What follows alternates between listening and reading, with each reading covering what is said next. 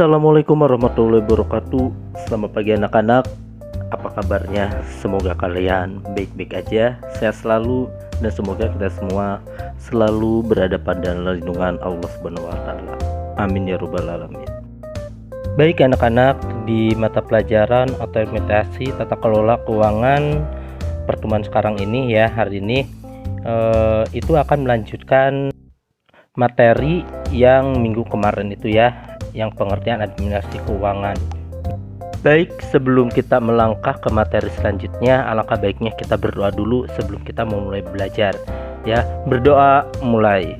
Bismillahirrahmanirrahim. Nah, anak-anak semuanya, sekarang kita akan membahas tentang materi komponen administrasi keuangan. Tolong dengarkan anak-anak ya.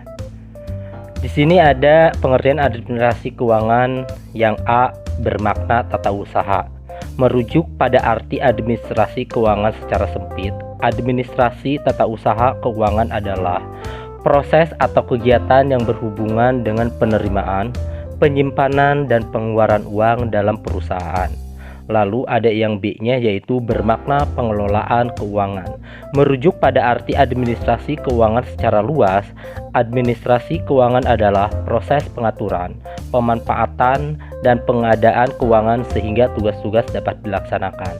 Lalu administrasi keuangan adalah proses pengelolaan keuangan yang melibatkan hampir semua kegiatan yang berkaitan dengan keuangan, mulai dari perencanaan, pelaksanaan, hingga pembuatan laporan keuangan sebagai proses akhir.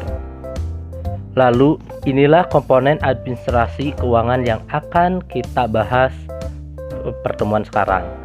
Yang pertama itu ada perencanaan, lalu penganggaran keuangan, pengelolaan keuangan, pencairan keuangan, penyimpanan keuangan, pengendalian keuangan, yang terakhir pemeriksaan keuangan.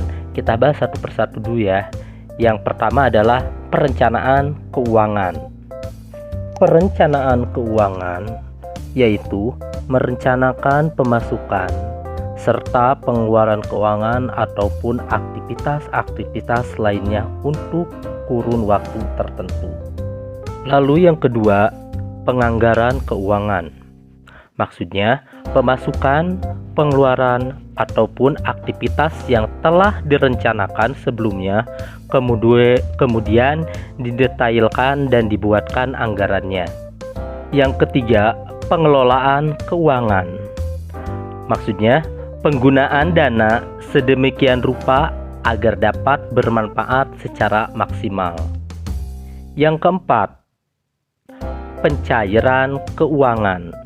Pencairan keuangan itu upaya mendapatkan pendanaan agar segala aktivitas organisasi berjalan dengan lancar. Lalu yang kelima adalah penyimpanan keuangan, di mana penyimpanan keuangan ini upaya pengumpulan dana organisasi kemudian penyimpanannya dengan aman. Dan yang keenam itu pengendalian keuangan, di mana pengendalian keuangan ini berkaitan dengan penilaian dan perbaikan sistem ataupun kinerja keuangan di dalam organisasi. Dan yang terakhir yang ketujuh adalah pemeriksaan keuangan, di mana pemeriksaan keuangan ini berkaitan dengan pemeriksaan atau audit internal terhadap penggunaan keuangan agar penyimpanan dapat dicegah. Nah anak-anak, itulah komponen administrasi keuangan. Selanjutnya kita akan ngebahas tentang prinsip-prinsip administrasi keuangan. Yang pertama di situ ada standar akuntansi. Yang kedua integritas. Yang ketiga kelangsungan hidup. Keempat akuntabilitas, pengelolaan, konsistensi, transparansi. Yang pertama kita akan ngebahas tentang standar akuntansi. Maksudnya di sini accounting standards ya, yaitu sistem akuntansi dan keuangan yang digunakan organisasi harus sesuai dengan prinsip dan standar akuntansi yang berlaku secara umum. Nah, hal ini berarti bahwa setiap akuntansi di seluruh dunia dapat mengerti sistem yang digunakan organisasi. Lalu yang kedua adalah integritas, integrasi ya. Maksudnya Di integritas ini dalam pelaksanaannya itu kegiatan operasionalnya individu yang terlibat harus mempunyai integritas yang baik. Selain itu, laporan dan catatan keuangan juga harus dijaga integritasnya melalui kelengkapan dan keakuratan pencatatan keuangan. Jadi, laporan keuangan itu pencatatannya itu harus dijaga integritasnya ya dengan baik. Yang ketiga adalah kelangsungan hidup, visibility ya.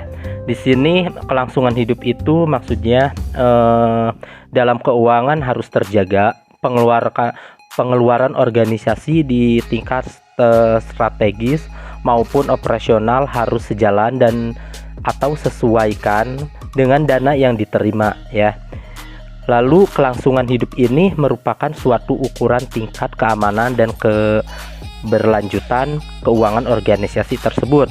Manajer organisasi juga harus menyiapkan sebuah rencana keuangan yang menunjukkan bagaimana organisasi dapat melaksanakan rencana strateginya dan memenuhi kebutuhan keuangannya.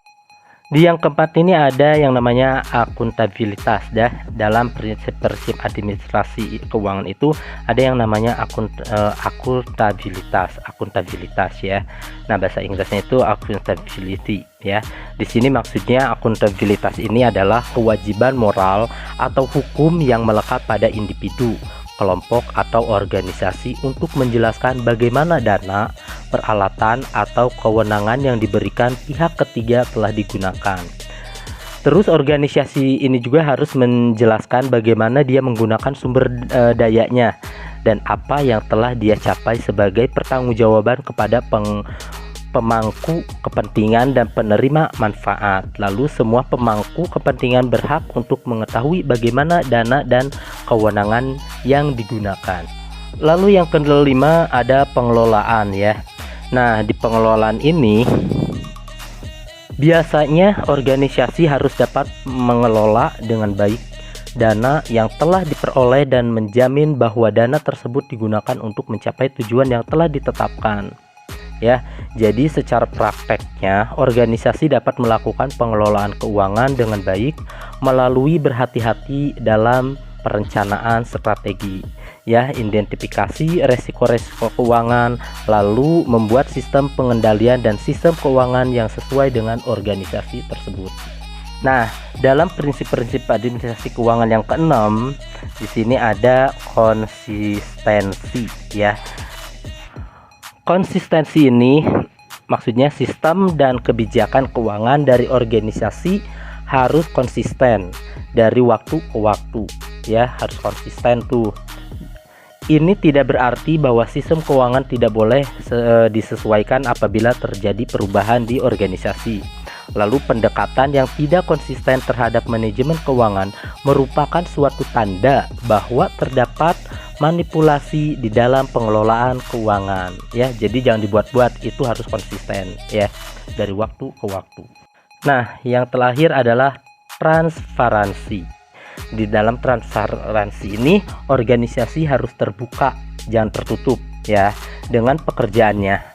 Penyediaan informasi berkaitan dengan rencana dan aktivitasnya kepada para pemangku kepentingan, termasuk di dalamnya menyiapkan laporan keuangan yang akurat, lengkap dan tepat waktu, serta dapat dengan mudah diakses oleh pemangku kepentingan dan penerima manfaat.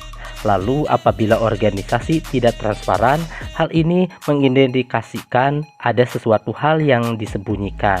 Jadi kita itu harus transparan, ya, harus terbuka, jangan sembunyi-sembunyi dalam hal transparansi ini. Oke. Nah, anak-anak, itu adalah 7 prinsip-prinsip administrasi keuangan.